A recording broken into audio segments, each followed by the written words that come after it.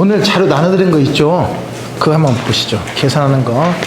이건 이제 모든 계산에서 우리 중개사 시험에서 계산 문제 나올 수 있는 거, 그거에 대한 아주 기초적인 원리들인데, 아까 중간에 설명드다 보니까 약간 이해가 안 되는 부분도 있고 그러잖아요. 그래서 이걸 먼저 해야 될 것 같아요. 그래서 이거 먼저 설명드릴게요. 이제 계산 문제에서는 사실은 고도에 무슨 뭐 로그 나오고 무슨 뭐 사인 코사인 이런 거 나오는 계산 문제는 없어요. 없고 더하기 빼기 하고 곱하기 나누기 그 정도인데, 이제 제곱근이나 이런 것이 조금 어렵고 번분수 이런 것이 조금 복잡해서 그것만 조금 더 보완해서 이걸 통해서 이해하고 넘어가시도록 하겠습니다. 이 내용 중에서는 여러분 다 아는 내용일 수도 있고, 경우에 따라서는 내가 이거 놓쳤네 하는 경우도 있을 수 있고 그래요. 그래서 좀 쉬운 것은, 야, 너 나 무시하냐? 그러지 말고, 이걸 알고 있으면 나중에 계산할 때 상당히 도움이 많이 되니까 이건 그냥 기초로 알고 계신 게 좋아요. 자, 1번부터 한번 봅시다. 1번. 보통 이제 아까 잠깐 나왔었는데, 곱하기 더하기부터 이제 확인할 텐데, 여기 보니까 1 플러스 0.1에 3승 그랬잖아요. 그러면 모든 계산에서는 먼저 가로 있으면 가로 안에 걸 먼저 해야 돼요. 그지? 그러면 가로 안에 걸 먼저 하니까 1 플러스 0.1이면 몇이에요? 1.1이죠. 1.1에 3승, 이 말은 1.1 곱하기 3이 아니고 1.1을 몇 번 곱해라? 3번 곱해라 이 말이에요. 1.1 곱하기 1.1 곱하기 1.1 하면 돼요. 근데 이제 우리 보통 일반적인 계산기는 이게 안 되는데, 공학 계산기는 이게 바로 들 수도 있어요. 예를 들어서 2에 20승 이것도 가능해요. 바로 공학 계산기는. 근데 여러분 공학 계산 쓸 수 없잖아. 쓰지 않잖아 잘. 그러니까 이건 만약에 나오면 주어지는 것이니까 이 정도만, 자 이렇게 해서 확인하시면 되고, 그 다음에 이제 2번 보니까 3 가로 열고 1 플러스 0.1에 이렇게 돼 있단 말이에요. 그죠? 그럼 모든 계산은 전부 다 뭐부터 먼저 하라? 가로 안에 먼저 하라는 거예요. 이것이 없으면 상황이 달라지는데 가로가 있으니까 가로 안에 얼마? 1.1 곱하기 3 하라 이 말이에요. 그러면 이런 것은 숫자가 안 되면 그냥 계산기 눌러버려요. 3 곱하기 1.1 해버리면 돼요. 그 다음에 계산기를 누를 때 1.1, 0.1이나 앞에 0.1이나 이럴 때 0일 때는 0 안 누르고 그냥 0.1만 눌러도 상관없어요. 예를 들어서 0.23 있잖아요. 그러면 0.23 하지 말고 그냥 0.23만 해도 된다 이거야. 아시겠지? 시간 전략상 그렇게 해도 되고, 그 다음에 이제 세 번째 2 곱하기 3 더하기 4 곱하기 5 더하기 6 곱하기 7. 자, 이거 섞였죠 지금? 섞였을 때는 곱하기 나누기를 먼저 하고 더하기 빼기를 나중에 하면 돼요. 그러니까 가로 있으면 가로를 먼저 하는 것인데, 가로가 없을 때는 곱하기를 먼저 하라고요. 곱하기를. 그러면 2, 3은 6, 4, 5, 20, 6, 7에 42 이렇게 더해주면 된다 이 말이에요. 항상 곱하기와 나누기를 먼저 하고, 곱하기 나누기 같이 있으면 순서대로 하면 돼. 순서대로. 그러니까 2 곱하기 3 나누기 6 더하기 2 플러스 곱하기 3 더하기 빼기 6 이렇게 되어 있다고 가정해봐요. 그럼 어떻게 하면 돼? 지금 요 곱하기 나누기 있잖아. 그럼 순서대로 2 곱하기 3 나누기 6 하면 돼요. 그러면 2 곱하기 3은 6이지. 6 나누기 6이면 몇이에요? 1 더하기 2, 3은 6 빼기 6 하면 1이네. 이렇게 하시면 돼. 이해되셨지? 항상 곱하기 나누기를, 곱하기 나누기 같이 있으면 순서대로 하시면 돼. 순서대로. 그 다음에 4번 보세요. 자, 2 곱하기 3 플러스 4 더하기 5 플러스 6 곱하기 7 이렇게 되어 있네. 항상 뭐부터 하라? 가로 안에. 이걸 또 곱하기 한다고 먼저 하지 말라고요. 그러면 3 더하기 4는 7, 5 빼기 이게 뭐냐? 5 더하기 6이구나. 5 더하기 6이면 얼마? 11. 그러면 2, 7에 14, 11 곱하기 7이면 77 더하면 얼마? 93 맞나요? 아닌데? 뭐가 잘못됐냐? 5, 6 이거 나누기구나. 아, 더하기 맞는데? 잠깐 봐요. 2 곱하기 3이구나. 3 더하기 4, 7. 2, 7이 14 맞는데? 아, 이게 곱하기구나, 이게. 곱하기. 이렇게 돼 있으면 가로 안에 먼저 해야 돼요. 그러면 11 곱하기 14인가? 아, 7인가? 다시 합시다. 이게 맞나요? 자, 2 곱하기 7. 14지? 네. 곱하기 11 곱하기 7 맞나요? 네. 이렇게 하시면 돼. 항상 가로 안에 먼저. 가로 안에 먼저. 그 다음에 5번 봐요. 600 곱하기 7% 이렇게 돼 있네. 자, 퍼센트 돼 있잖아. 퍼센트로 돼 있으면 나누기 뭐 하면 돼? 100. 그러면 7%는 0.07. 항상 퍼센트 100분위로 돼 있으면 항상 나누기 100 하시면 돼. 그럼 6, 7에 얼마? 42하고 두 개 있는데 두 개 넘어가니까 땡 주니까 그냥 40이 딱 떨어지네. 그렇게 계산하시면 되고. 자, 그 다음에 나누기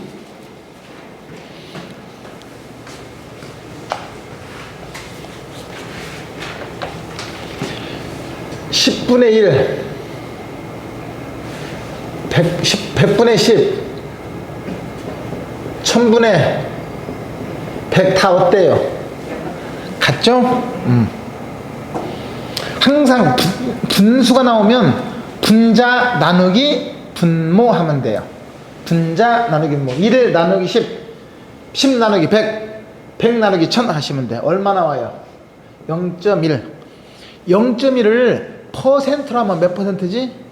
10%. 바로 계산되죠? 이 정도는 됐고요. 그 다음에 2번 봐요. 100분의 1. 100분의 1이면 아까 10분의 1, 10%면 100분의 1은 100분의 1이면 1 나누기 100하라고 했지. 그럼 0.01 몇 퍼센트? 1% 바로 계산되는 것이고. 그 다음에 3번 110 나누기 100이네. 항상 분자 나누기 분모 얼마 나와요? 1.1. 계산기를 쓰시면 돼. 안 되면 빨리 하시면 110 나누기 100 1.1. 분수는 항상 분자 나누기 분모 따로 계산 안 해도 돼. 3번은 쭉 보시면 되고. 4번 봐요. 10의 2승분의 1이네.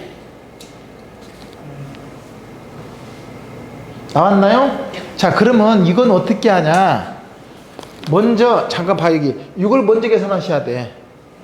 그러면 1 나누기 10의 2승이면 얼마예요? 그죠? 이렇게 되는 거예요. 그러면 분자 나누기 분모니까 얼마? 1 나누기 100이니까 0.01 이렇게 계산하시면 되고.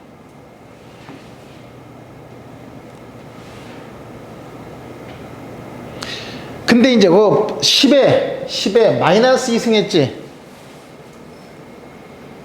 그렇잖아요? 네. 자, 이건 어떻게 되냐? 10의 마이너스 2승은 10의 2승분의 1이에요. 마이너스는 항상 이렇게 하시면 돼. 10에 만약에 마이너스 10승 하면 10의 10승분의 1. 그러면 이거 얼마예요? 100분의 1이니까 얼마야? 0.01 하시면 돼. 항상 마이너스 승은 100에 마이너스 3승 하면 어떻게 하면 돼요? 100에 3승분의 1.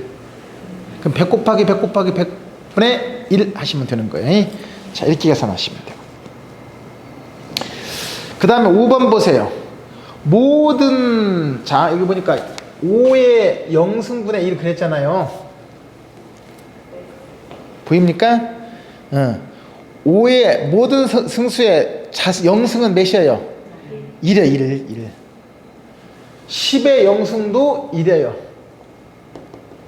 100의 0승도 1이에요. 그냥 1. 0승은 1입니다. 이런 거 다 까먹었을 거야 아마. 이제 생각나는 거지. 확인하시고. 그 다음에 7번, 6번 봐요. 6번 보면 0분의 몇 나오죠? 0분의 100, 0분의 1, 0분의 10 전부 다 뭐가 돼요? 무한대요. 그냥 분모가 0이면 무한대 무조건. 합성 계산할 때 분모가 0이면 무한대입니다. 예. 분모가 0이면 무한대요. 분자가 0이면 0이고 분모가 0이면 무한대, 분자가 0이면 0. 100분의 0이면 몇이에요? 0. 0분의 100은요? 무한대. 분모가 0이면 무한대, 분자가 0이면 0입니다. 그 다음에 7번 봐요. 7번은 따로 안 해도 되겠죠? 700분의, 아니 250분의 700이잖아. 항상 분자 나누기 분모. 이건 설명을 장황하게 했는데 간단하게 어떻게 하면 돼요? 700 나누기 250 해버리면 돼요. 얼마 나와요? 2점? 계산기 눌러보면 2.8.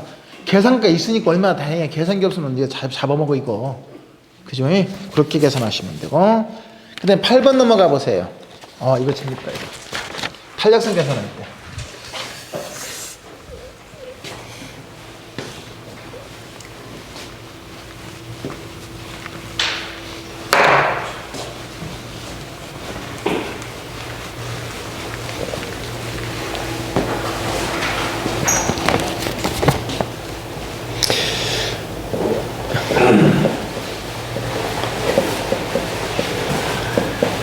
자, 이렇게 돼 있단 말이에요. 이렇게 돼 있지. 이게 이제 이른바 분수의 분수예요. 분수의 분수인데 원래 계산은 항상 제가 분수 계산은 분자 나누기 분모하라고 그랬잖아요. 그러면 요거 나누기 요거 하고 요거 나누기 요거 한 다음에 요걸 요거로 나누면 돼요. 한번 해볼까요? 분자 나누기 20 나누기 100이면 얼마예요? 0.2 난리 났어. 그 다음에 40 나누기 100이면 0.4. 그러면 이게 0.2고 이게 0.4니까 그럼 0.2나 0.4면 몇이에요? 0.5가 되겠지. 응? 0.4 나누기 0.2, 0.2 나누기 0.4 해봐요. 0.5 나오는 거 맞죠? 눌러봐. 그렇죠? 그럼 시간 엄청나게 걸려, 이거. 그러니까 어떻게 하냐? 앞으로 계산은 안에 거 곱해. 안에 거 곱해서 깔아.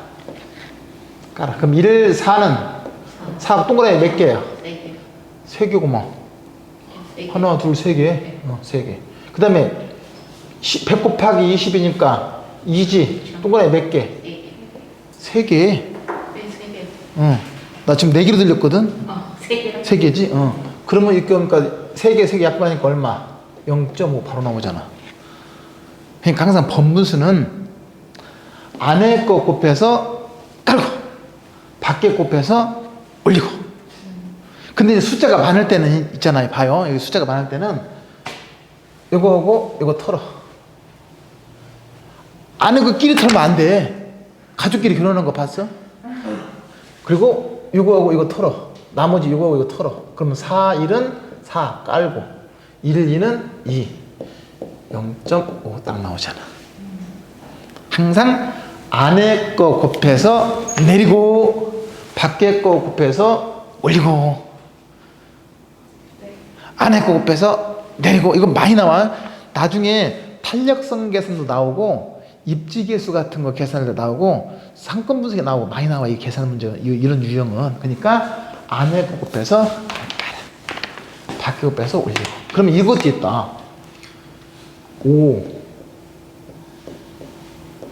이렇게 돼야 된다. 그럼 항상 이것부터 먼저 하고 1 나누기 0.2 얼마요? 5지. 그럼 5분의 5니까 몇이야? 1 이렇게 되는 거야.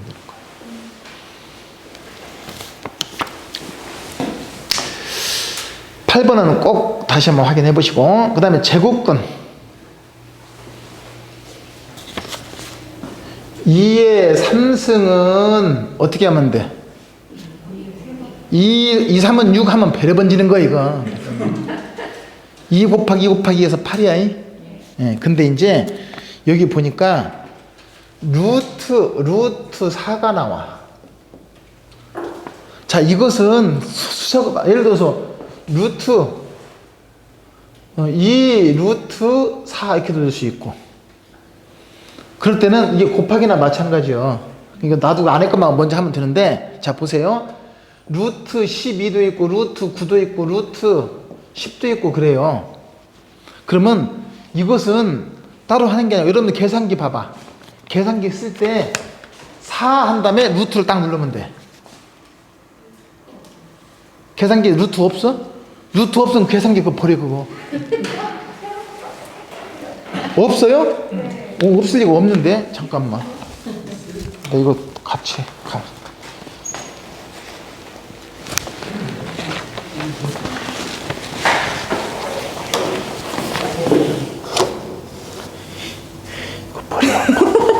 아, 새로 생겼네. 루트 있는 거, 루트 있는 네, 거 다. 다시 볼게요. 루트 있죠? 다 있어. 이거 봐, 이거 있어. 여기도 있고, 이거 다 있잖아. 어떻게 그 없는 거 골라 샀기야? 여기도 있구냐? 이거 집에만 없어 지금. 자, 드셨지? 네. 그 다음에 12, 루트 12는 12 먼저 눌러봐. 12 먼저 누르고 루트 눌러요. 얼마 나와? 3.4로 이렇게 나오는 거예요. 이건 나중에 삼금분석에서 한번 써먹어. 많이는 안 나오는데, 예. 내가 루트 약간 10이었었지? 네.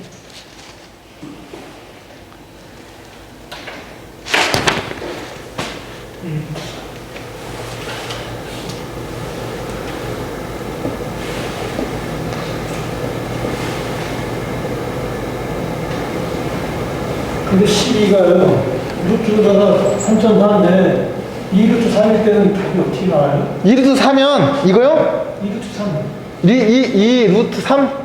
10이잖아요. 그러면 루트 12. 아니지. 3한테 루트 눌러봐.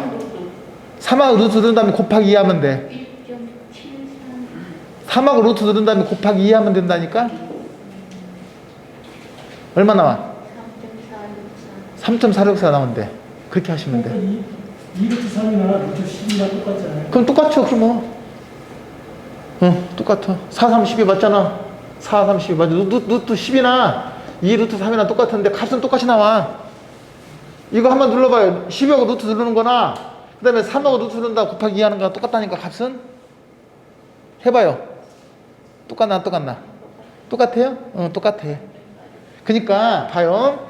루트만 나오면 그냥 16하고 루트 누르면 되고, 3 루트 10 하잖아요. 그러면 먼저 이걸 누르라니까 10 한 다음에 루트 누른 다음에 곱하기 3 하면 돼. 이게 앞에 3에 곱하기가 있는 거야 지금. 이해됐어요? 거기까지. 그 다음에 비율이 알아봅시다. 비율. 비율. 이것도 이제 나중에 삼각문서에 나오는 계산 문제인데, 어우 답답해. 뭐니까?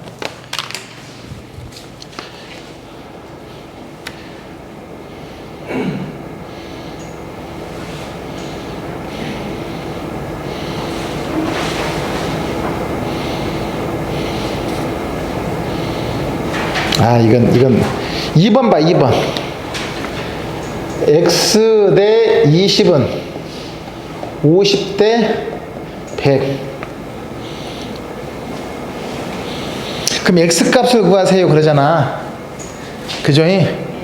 그러면 자 보세요. 그러면 이것도 똑같은 거예요 지금. 요거 넘어가고 요거 넘어오면 돼.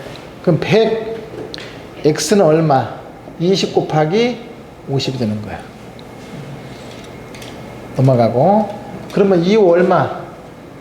1000인가? 그럼 100x는 1000이니까, 그러면 이거 나누기 100이니까 x는 얼마? x는 10이 되네. 중요한 것은 밑에 이항하는 거. 이항은 어디서 나오냐면 이번에 계산 문제 많이 나왔었는데 함수 계산할 때 이항이 나와요. 이항. 아까 잠깐 넘어갔죠? 곱하기가 나누기 되고 나누기가 곱하기 되고 더하기가 빼기 되고 빼기가 더하기 되는 거. 자 보세요. 0.5는 10분의 x 그랬지. 10분의 x인데 이렇게 되어 있는데 이걸 계산할 때 항상 이 분수는 분자 나누기 분모라니까 이게 해석할 때 어떻게 하냐. 0.5는 x 나누기 얼마예요? 10이에요 이렇게.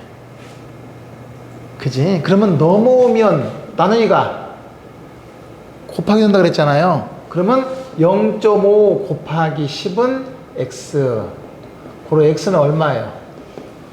5가 딱 나오잖아. 이런 식으로 계산하시면 돼. 2번 봐요. 0.5는 10 나누기 x 그랬네요. x분의 10이니까 10 나누기 x예요. 이렇게 계산해버려요. 그러면 넘어가면 곱하기가 된다 그랬잖아. 그럼 0.5 x는 얼마? 10. 그럼 이거 곱하기가 숨어 있는 거예요. 넘어가면 뭐가 돼? 나누기 되잖아. 그럼 x는 10 나누기 0.5니까 얼마?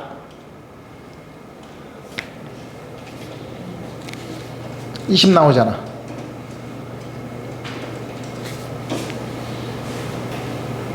자, 봐요.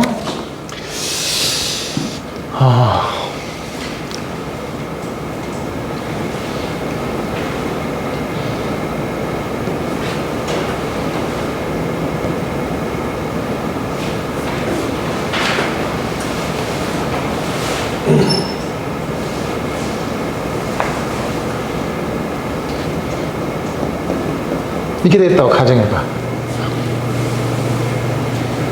그러면 나누기가 없으려니까 이거 어떻게 하면 돼? 넘어오면 되지.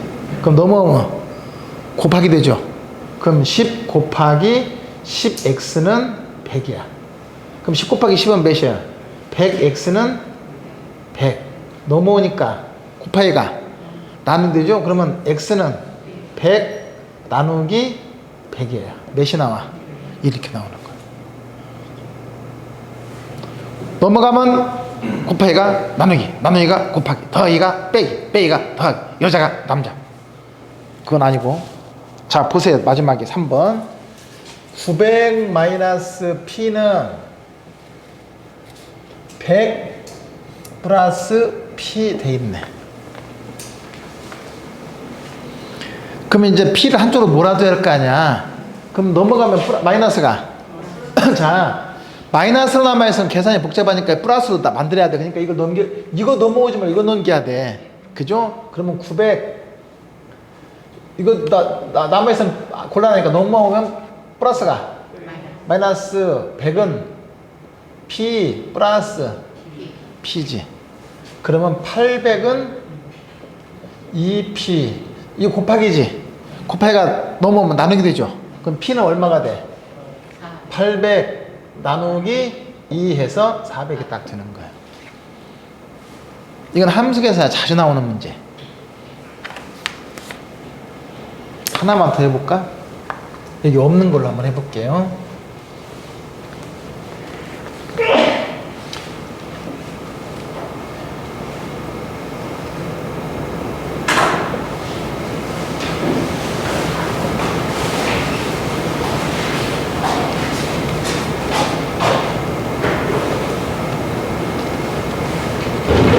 자, 이거 해볼게.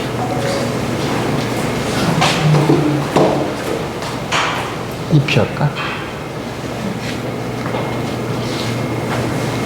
자, 그러면 항상 이게 마이너스 만들고 플러스를 만들어야 넘어야 돼. 이거 넘어야 돼. 이거 넘어가지 말고. 그러면 2P 넘어오니까 플러스 2P는 300에서 넘어가면 플러스 100. 그 다음은 아이고 넘어왔으니까 플러스지. 그럼 4P는 얼마? 400. 고로 P는 얼마? 100. 이런 식으로 항상 이 항은 곱하기가 나누기, 나누기가 곱하기, 빼기가 더하기, 더하기가 빼기. 이것만 조심하시면 돼. 이거 이 위는 복잡할 게 하나도 없어요. 몇 승? 2의 3승은 6. 배려 번지는 거예요. 2의 3승은 2 곱하기 2 곱하기 2의 8이에요. 그 다음에 아까 번분수 안에 거 곱해서 깔고 밖에 거 쳐 올리고. 다시 한번.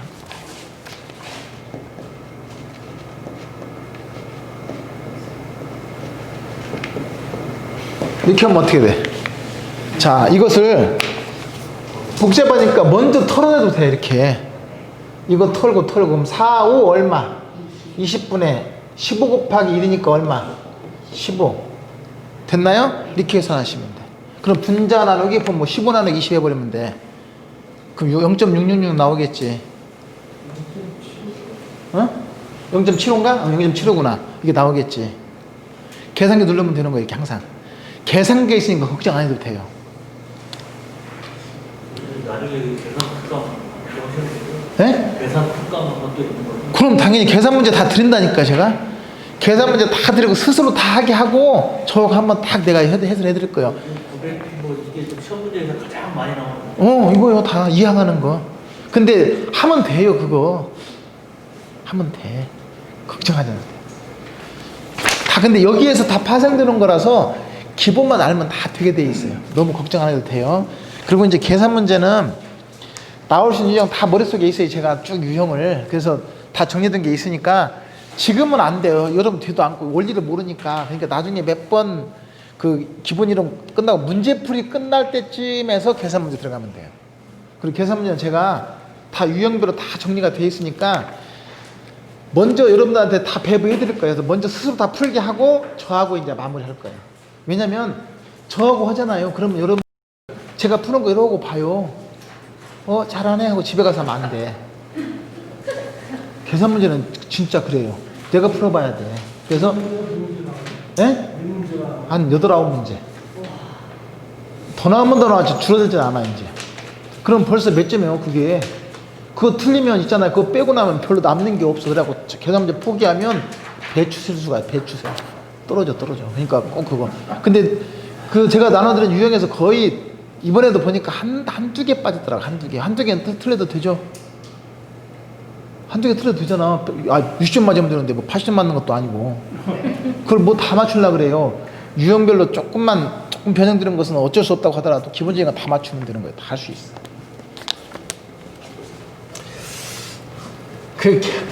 여러분들 부동산 학계로는 계산 문제 때문에 스트레스를 많이 받는 모양이에요. 근데 그거 전혀. 그리고 보면 막 다른 데 유튜브 같은 거 뭐 보면은 막 유형을 지들이 만들어서 하는 데 있잖아요. 굉장히 위험한 거예요. 그거 살짝 바꿔놓거든. 그럼 못 풀어요. 왜? 원리 이해가 안 돼 있으니까. 계산 문제를 찍으니까 아니면 한 점 부족하고 나온 거 있어요. 꼭 그래요. 그리고 그 계산 문제를 유형화시켜서 막 그 공식화시켜서 하는데 그거 아니거든요. 응용시켜버리면 또 모르고 또 틀리고 그래요. 그러니까 그렇게 하면 안 돼. 원리를 알면 그것도 다 집어넣기만 하면 돼요. 원리 중에서 원리들 중심으로 하시면 돼요. 자, 이렇게 확인하고 그 다음에 이제 한번 다시 집에 가서 한번 쭉 보신 다음에 스스로 해보셔야 돼. 계산 문제는 스스로 하는 게 가장 좋아요. 제가 아무리 해도 소용없어. 그리고 나서 잘 이해 안 되면 다음 주에 다시 한번 질문하시고 그렇게 해서 마무리하시고 이제 어디 들어가냐면 현금 흐름, 현금 수지 계산 62페이지 7 밑에 있네. 자, 여기 보니까 이제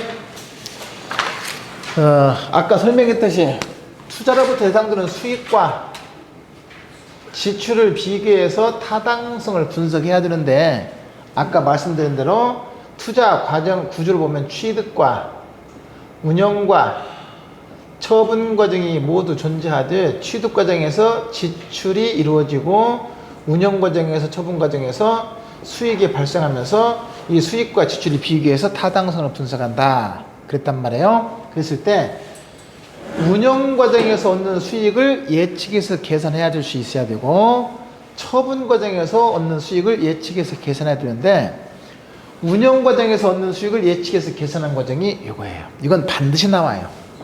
이것은 응용에서 다 나오게 되어 있어요. 그리고 처분 과정에서 얻는 수익을 예측해서 계산한 과정이 이거예요. 이것은 전체 흐름 속에 여러분들 그리고 사실은 이제 부동산 투자도 한 번씩 하시고 그래야 되잖아요. 그러면 머릿속에 이 정도의 구조는 다 갖고 있어야 돼. 아니, 수지 분석을 할 줄 알고 이게 돈이 되겠는가를 판단해서 투자를 해야 될 거 아니에요. 이 정도 구조는 알고 있어야 돼. 지금부터 보세요. 가령 자, 수익성 부동산인데 금액이 너무 크면 상태 안 좋으니까 좀 작게 할게. 10억짜리 부동산에 투자한대. 임대부동산 원룸. 근데 10억인데 그 중에 지분이 4억이고 저당이 6억이래요. 자, 이거 지난번에 설명했죠. 지분은 뭘 얘기하죠? 지분, 자기 자본. 저당은 대출, 타인 자본을 얘기해요. 타인 자본. 그래서 자기 자본을 지분이라고 하고 타인 자본을 저당이라 그래요. 근데 총 투자액이 10억이네요. 그럼 여기서 이제 이걸 어떻게 읽냐? 총 투자액은 10억. 그 중에 지분 투자액이 4억이고 저당 투자액이 6억이다 이렇게 읽어요. 그러면 얘기하면 지 돈 4억하고 은행에서 6억 빌려가지고 10억짜리 부동산에 투자했고만 하시면 돼요. 그리고 이제 투자 예정 기간을 5년으로 잡았대요. 그게 이게 원룸인데 10세대짜리 원룸이래요. 원룸이 아니고 원룸이 그 임대주 다가구 주택인데 5세대는 원룸이고 5세대는 투룸이래요. 근데 원룸은 세대당 연간 임대료가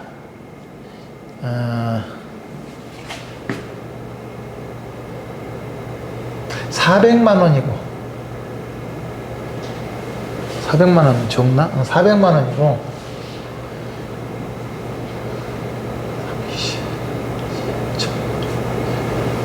그 다음에 5세대는 투룸인데 연간 임대료가 800만 원이래요.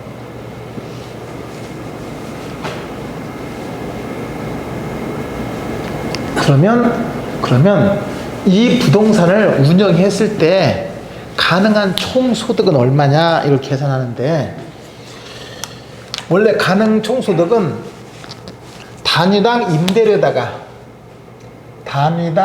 임대료에다가 임대 단위 수를 곱하면 돼요. 그러면 400만 원짜리 몇 개? 5개, 800만 원짜리 5개, 4, 5, 2천, 5, 8에 4천 합해서 6천, 그 6천이 바로 가능한 총소득이 되는 거예요, 이게. 풀로 운영됐을 때 가능한 총소득. 단위당 임대료에다가 임대단위 수를 곱하면 돼요. 이렇게. 만약에 10세대가 다 원룸인데 원룸이 세대별로 임대료가 800만 원이다. 그러면 10세대 곱하기 8에서 8천만 원 되겠지. 이런 식으로 계산하시면 되는 게요. 이게 가능한 총소득. 이걸 잠재소득이라고도 하고 번역을 그렇으니까 총소득 해도 되고 그냥 조소득 이렇게도 표현해요. 총조자 써가지고 조소득 이렇게도 표현해요. 우리 책에는 뭐라고 되어 있죠? 가능 총소득 그랬네. 이걸 가능 조소득이라고도 표현해요. 번역을 총조자 써가지고. 뭐 이게 모르겠다. 하여튼 가능한 총소득.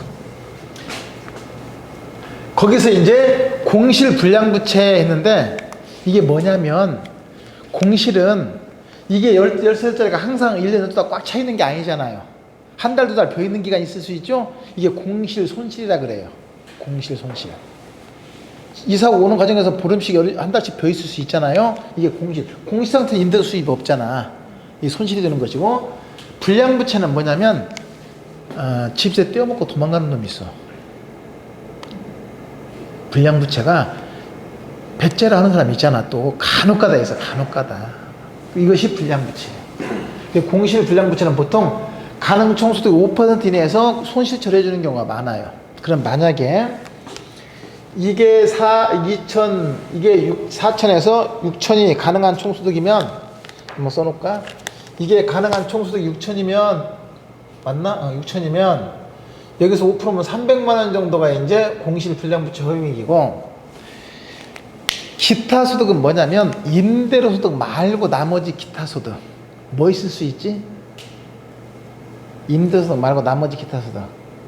이건 규모가 좀 작아서 그런데 규모가 크면 뭐 자판기 운영수익이라든지 아니면 뭐 연체료 수입이라든지 아니면 뭐 그 오피스텔 큰 거 같으면 중간에 뭐 광고 수입 있잖아요. 이런 게 이제 기타 소득이에요. 임대료 수입 말고 나머지 기타 소득 있을 수 있으면 주차장 운영했으면 주차장 운영 수입이라든지 이런 것이 기타 소득이에요. 있으면 더하고 없으면 말고.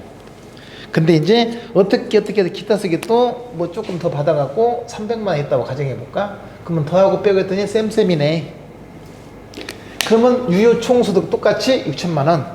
만약에 없으면 5,700이 되겠지. 여기서 이제 영업 경비. 자, 이게 중요한 것이 경비 털어야 되는데, 여기에는 이제 감가상각비하고 건물의 감가상각비하고 소득세는 경비 항목이 아니에요. 자, 우리 한번 볼까요? 우리 교재를 쭉 넘어가서 보니까 64페이지 제일 위에 보세요. 고정경비가 있고 가변경비가 있네.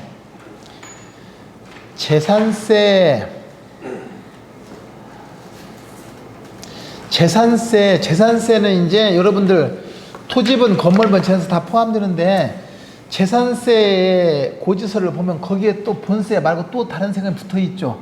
무엇이지 거기? 여러분들 세금 고지서 나오면 틀림없이 재산세 냈을 텐데 신경 안 써. 그냥 그래야 내라니까 내지 하고 냈어요? 아니면 그 좀 자세히 좀 봤어요? 좀 부동산 이제 공부하려면 좀 봐야지. 거기 보면 뭐 지역자원 시설세라든지 농어촌 특별세 이런 것이 붙어 있어요. 그거 다 이게 포함시키는 거야. 하여튼 재산세 고지서에 붙어 있는 세금은 다 거기 포함시키는 거예요. 매년 나가는 거. 그럼 재산세는 매년 나가요? 한 번 내면 끝이에요? 매년 나가죠? 그래서 재산세 경비에 들어가는데, 그러면 이거 살 때 10억짜리 부동산 살 때 취득세 있죠. 취득세는 경비에 포함시키냐 안 시켜요? 아니 이거 보지 말고 느낌대로 해봐. 왜냐면 나중에 이게 느낌대로 하면 나중에 안 잊어먹거든. 근데 그냥 보고 하면 나중에 또 까먹고 아이고 이거 자꾸 들어가. 자, 왜 포함 안 시키냐면 지금 보니까 이건 매년 얻는 수익이지. 그러면 취득세는 매년 나가? 살 때만 나가? 살 때만 나가니까 매년 경비가 아닌 거야. 아니고 사실은 이거 들어가면 이때 취득비용으로 들어가는 거예요. 취득세는 경비가 아니에요. 매년 내는 재산세만. 종부세면 종부세도 포함시켜주고 매년 나가는 거. 이것이 영업경비고, 그 다음에 이제 보험료가 뭐냐면 이른바 손해보험료 있죠. 손해보험료. 대표인 것이 뭐 여기는 손해보험료. 그죠? 화재보험료.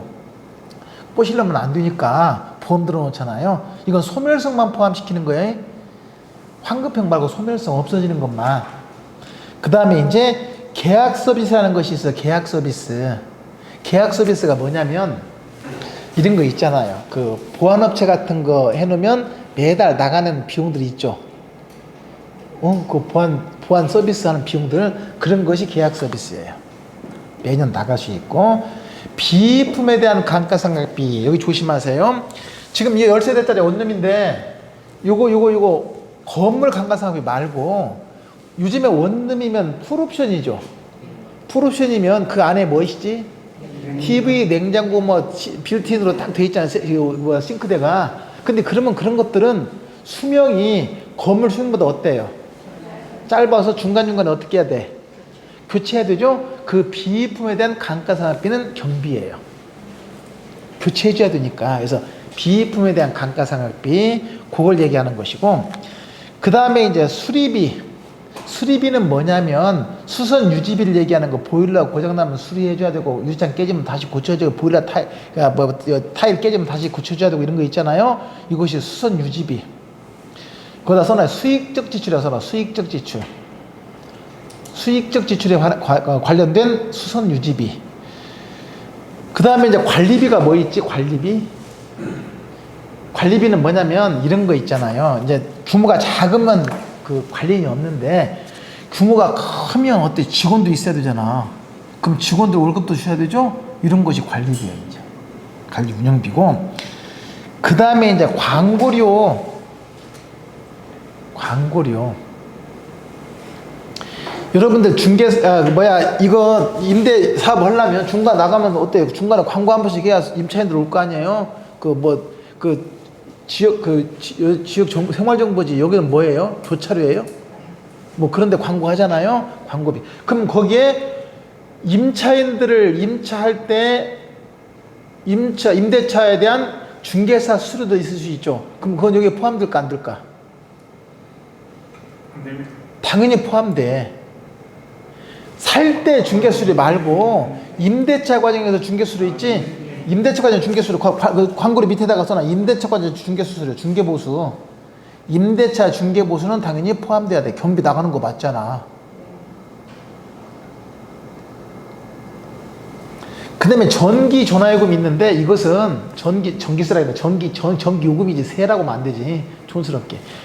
전기요금 전화요금은 뭐냐면 사무실 운영하는 과정에서 전기 전화요금 얘기하는 것이야. 규모가 클 때. 세대별로 쓰는 전기요금을 얘기하는 게 아니에요. 세대별로 쓰는 건 누가 내는 거예요? 세입자들이 내는 거예요. 그것은 지들이 말 그대로 실비정산이니까. 그거 말고 규모가 크면 이제, 규모가 작으면 사무실이 없으니까 별로 안 나가는데, 규모가 크면 사무실 운영해야 되잖아.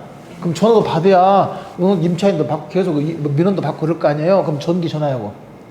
사무실 운영하는 과정에서 전기 전화요금 얘기하는 것이고, 인건비, 관리비 포함해서 인건비, 수수료 같은 거, 수선 유지비 같은 거, 이런 것이 전부 다 영업경비. 근데 이제 포함될 것처럼 되는데 포함되지 않는 거, 아까 공실 손실이나 대손 충당금이 바로 불량부채예요. 불량부채를 다른 말로 대손 충당금 아니면 대손상각비 이렇게 돼요. 대손상각비. 한마디로 집세 떼어먹고 도망간 거 이렇게 쓰면 좀 촌스러운가? 하여튼 그래요. 왜냐면 그건 왜 포함 안 시켜요? 따로 뺐으니까 안 시키는 거예요. 경비에서 따로 뺐으니까 경비에 포함시키는 것이 아니고, 그 다음에 부채 서비스액은 뭐냐면 요거 대출 받았지? 이 원리금 상환액을 얘기하는데, 이 부채 서비스는 뒤에 따로 계산해요. 경비가 아니에요. 이것은 따로 계산하고, 그 다음에 소득세도 따로 계산하고, 자본이득세는 양도소득세거든요. 이것도 따로 계산하고, 부동산 자체에 대한 감가상각비나 취득세도 아까 취득세 경비 항목이 아니라고 그랬죠. 그 다음에 부동산 자체에 대한 감가상각비도 경비 항목이 아니에요. 소득세도 경비 항목이 아니고, 아까 비품에 대한 감가상각비는 경비 항목이 맞는데, 부동산 자체에 대한 감가상각비는 경비 항목이 아니다. 왜 그러냐? 잠깐 설명드릴게요. 왜냐면 좀 이해되면 다행이고 안 되면 어쩔 수 없는데 한번 들어봐요. 원래 기업회계에서는, 혹시 기업체 다니면서 회계 담당했던 분들 계실 텐데, 기업회계에서는 이 건물의 감가상각비는 비용 처리해서 비용 항목에 포함되는 게 맞아요.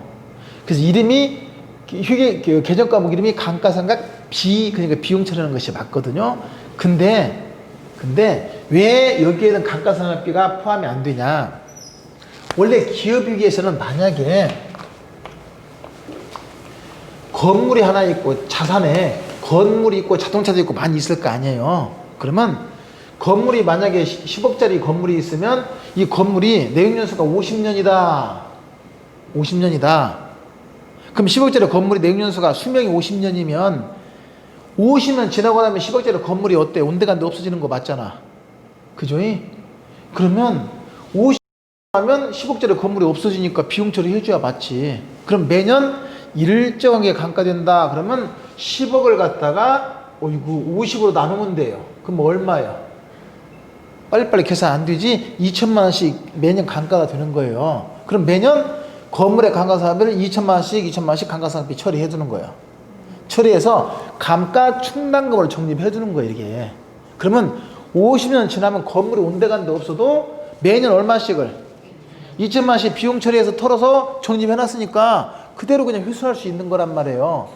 그래서 기업회계에서는 내용연수 전기간 보유한다고 전제해서 회계 처리하기 때문에 내용연수가 만료되면 이 건물에 투자한 10억을 회수할 방법이 없으니까 매년 2천만 원씩을 비용 처리해서 미리미리 충당금으로 적립해 놓는단 말이에요. 그래서 그대로 갖다가 50년 지나면 2천만 원씩 해서 50년 지나면 10억이 그대로 회수되는 게 맞아요. 그래서 비용 처리하는 것이 맞는데 왜 이 투자 분석에서는 여기다 포함을 안 시키냐? 지금 보니까 보유기간 몇 년이에요? 5년이라 그랬지. 그 얘기는 5년 있다 어떻게 한다는 거예요? 5년 있다가 어떻게 그거 삶아 먹어요? 아니면 팔지. 팔면 팔아서 투자자금 회수할 수 있어요? 없어요? 있으니까 미리 회수할 필요가 없는 거예요. 그러니까 기업위기에서는 중간에 판다고 전제하는 게 아니라 내용연수 전기간 보유한다고 전제하기 때문에 매년 2천만 원씩을 감가상각비로 털어서 충당금으로 적립해서 회수해야 되는 게 맞는데 이 투자 분석에서는 내용연수 전기간 보유하는 게 아니라 중간에 팔아서 투자자금을 회수할 수 있다고 보기 때문에 미리 회수할 필요가 없어. 그래서 경비항목에 포함시키지를 않는다. 이해되면 다행이고 안 되면 그냥 말을 암기해버려요. 그리고 아까 설명했듯이 소득세는 왜 포함이 안 되냐? 따로 빼니까 안 되는 거예요. 원래 소득세는 항상 모든 사업에서 소득세는 경비항목 아니에요. 마지막에 빼는 거예요. 그래서 아까 주식수 당연히 포함이 안 되는 것이고 그래서 이 경비에 포함되는 거 안 되는 거 시험에 잘 나와요. 경비에 포함되는 거 안 되는 거 시험에 잘 나와. 다시 한번 수선 유지비, 관리 운영비, 재산세, 광고비, 전기 전화요금, 아니면 여러 가지 계약 서비스, 그 다음에 이런 것들은 경비에 포함되지만 또 비입품에 대한 감가상각비도 경비항목에 포함되지만 건물 자체에 대한 감가상각비나 소득세는 경비 항목이 아니고 당연히 이런 것들도 경비 항목에 포함이 안 돼. 따로 뺐잖아. 이거 따로 뺐잖아. 이게 경비 항목이 아닌 거예요. 잘 나오고 이거 공제하면 순영업수익이에요. 하여튼 총 수익에서 뭘 빼면 총 비용을 털면 순수익이잖아요. 총 수익에서 총 비용을 뺀 것이 순수익이다. 총 수익에서 총 비용을 뺀 것이 열어도 되죠? 순수익이다 이렇게 생각하시면 돼. 자, 여기서 이제 부채 서비스액은 뭐냐면 이걸 빌렸지. 그럼 이 돈에 대한 원리금 상환액이에요. 원리금 상환액. 이자만이 아니라 원리금 상환액. 그럼 아까 원리금 균등 상환 방식 상환하는 경우에는 이걸 구할 때 어떻게 구하면 되냐? 대출 원금에다가 아까 뭘 곱했죠? 저당 상수를 곱해서 원리금 균등 상환액을 구해서 갚는 거예요. 그러면 이 속에는 이자만 갚아요? 원금도 같이 갚아요? 원금도 같이 갚는 거예요. 이게 또 포인트예요. 원리금 균등 상환액. 이거 공제하고 나면 세금 내기 전에 현금 흐름이에요. 세전, 세후 뭘 줄임말했냐면 세공제 전, 세공제 후 그래요. 이때 세는 항상 무슨 세? 소득세. 이때는 이제 임대사업이니까 사업 소득세를 얘기해. 영업소득세나 사업 소득세를 얘기하는 거야. 이거 근로소득이 아니니까 사업 소득세. 이거 공제하면 세후 현금 수지 그래요. 근데 이제 여기서 소득세 계산이 있네. 소득세 계산이.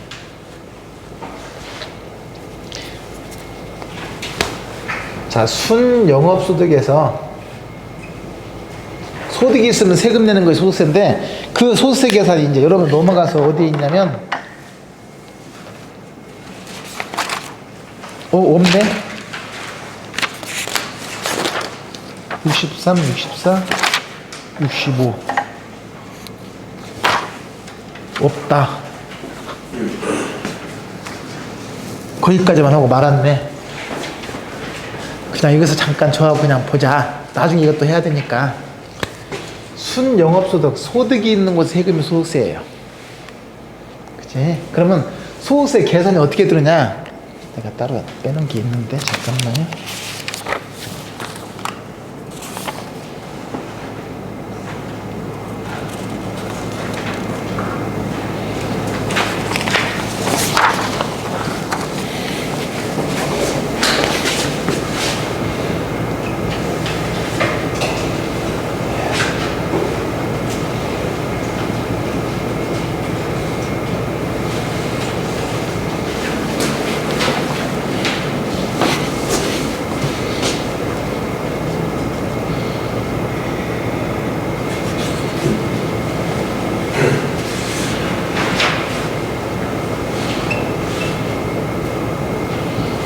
재밌게 계산해요. 순영업소득에서 보면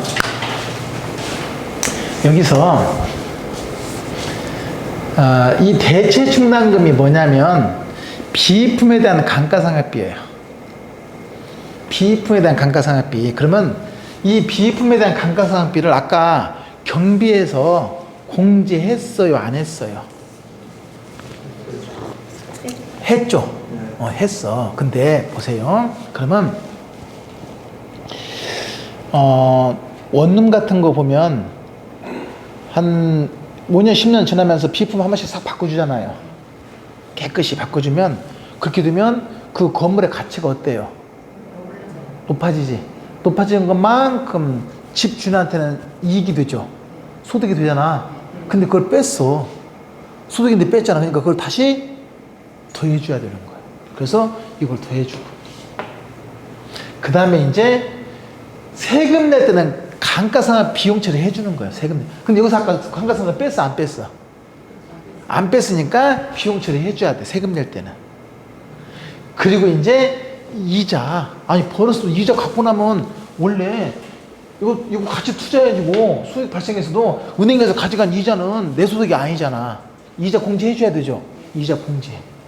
그러니까 여기서 비품의 감가상각 뺐으면 다시 더해주고, 거기서 건물의 감가상각비 공제하고 이자 공제하고 나면 이게 과세 소득, 내가 갖는 소득, 내 주머니에 들어오는 것이고, 거기다 이제 세율을 곱해서 소득세가 계산되는 거예요. 그렇게 해서 소득세, 사업소득세 빼고 나면 세후 현금 수지인데, 이걸 여기 잘 모르겠으면 우선 하지 않아도 되고, 기본적으로 이건 꼭 체크해야 돼. 순서가 총 수익에서 경비 털고, 뭐 깎고, 빚 갚고, 뭐 내면, 세금 내면 내 주머니에 들어와. 여러분들 임대사업 한다고 생각 한번 해봐요. 그럼 총 임대료 수익이 다 내 거 아니잖아. 그래서 뭐 털고, 경비 털고, 뭐 깎고, 빚 갚고, 뭐 내면, 세금 내면 내 수익이 되는 게. 원금도 갚았는데 원금은 나중에 일로 들어와요. 그럼 만약에 5년 동안 운영하면 이건 몇 년 동안 발생하는 거예요? 5년 동안 매년 이런 식으로 계산되는 거예요, 이게. 5년 동안. 경비 빼고, 빚 갚고, 세금 내고. 이게 그렇게 암기하면 돼요. 속 없이 세금부터 먼저 내지 말고, 경비 빼고, 빚 갚고 나서 세금 나면 내 주머니에 들어온다 생각하시면 돼. 다시 경비 빼고 빚 갚고 세금 내고, 그러고 나서 내 주머니에 들어왔으면 쉬었다 해요. 조금만 쉬었다가